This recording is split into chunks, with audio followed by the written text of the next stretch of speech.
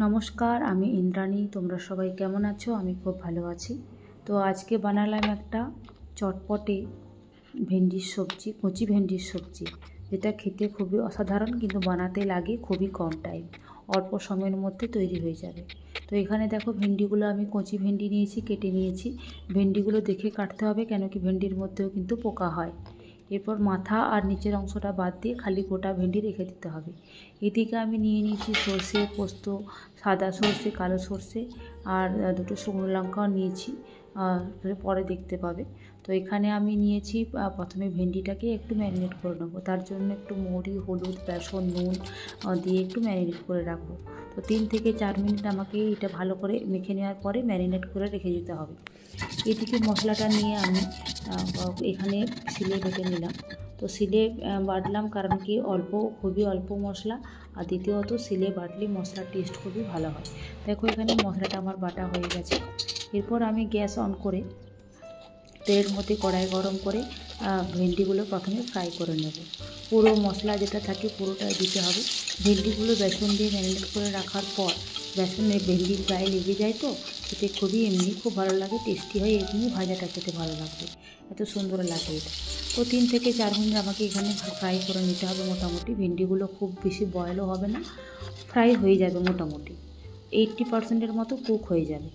তো এইদিকে আমি ভেন্ডিগুলো ফ্রাই হতে হতে একটু টমেটো, কাঁচা লঙ্কা কেটে নেব ফোড়নে দেওয়ার জন্য। তো ভেন্ডিগুলো কিন্তু কড়াই আমার হচ্ছে, এই দেখো ভেন্ডিগুলো ফ্রাই হয়ে এসছে, প্রায় 80% মতো হয়েই গেছে। এরপর ওগুলো তুলে নেওয়ার পর আমি আবার কড়াইয়ে তেল দেবো। কড়াইয়ে তেল দেওয়ার পর ফোড়ন দেবো আমি কালো জিরে।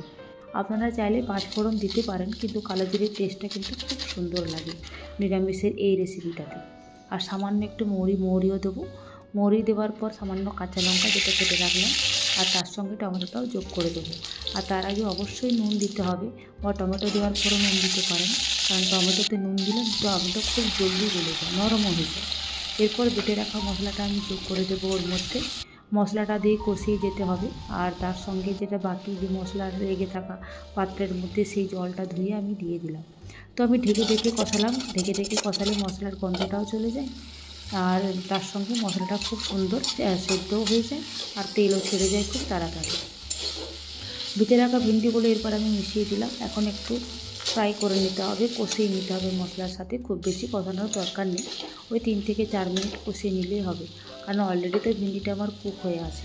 সুতরাং এখানে অল্প সামান্য জল দিয়ে কষিয়ে নিতে হবে। এই দেখো আমি এখানে খুন্তি নিয়ে দিচ্ছি। খুন্তি নিয়ে একটু ভাবলাম একটু পোস্টটা দিয়ে দিই। তো এখানে খুন্তিটা নাড়ছিলাম, সেই মুহূর্তে আমি জল দিয়ে ঢেকে দিয়ে দিয়েছিলাম। ঢাকার পর দেখো মশলাটা কী দারুণ ফুটে উঠেছে, আর তেলও ছেড়ে গেছে। আর অল্প তেলের মধ্যে, কিন্তু খুব বেশি তেল কিন্তু নেই। দেখো কি লোভনীয় স্বাদের রেসিপিটা লাগছে, খুবই সুন্দর লাগছে, গরম ভাতের সঙ্গে জাস্ট জমে যাবে। তো আমার যদি রেসিপিটা আপনাদের খুব ভালো লেগে থাকে, তাহলে অবশ্যই সাবস্ক্রাইব করবেন। আর দেখুন এখানে পাত্রের মধ্যে নেওয়ার পর কী দারুণ লাগছে, সামান্য ওপর থেকে ধনেপাতা দিয়ে দিলাম, বাস জমে ক্ষীর, মানে একদম অসাধারণ। আর খেতেও কিন্তু খুবই অসাধারণ। বানিয়ে দেখো, নিরামিষের দিন বা অনেক রিচ খাবার খাওয়ার পরে এইসব সবজি বানালে খেতে খুবই ভালো লাগে। ছোটোর থেকে বড়রা সবাই চেটে পুচে খাবে। কী সুন্দর লাগছে। এখানে কিন্তু কোনো কালার অ্যাডেড নেই, কোনো কিচ্ছু নেই, সামান্য একটু মশলা দিয়ে তৈরি অপূর্ব স্বাদের রেসিপি। কেমন লাগলো জানিও। ভালো থেকো বন্ধুরা, বাই।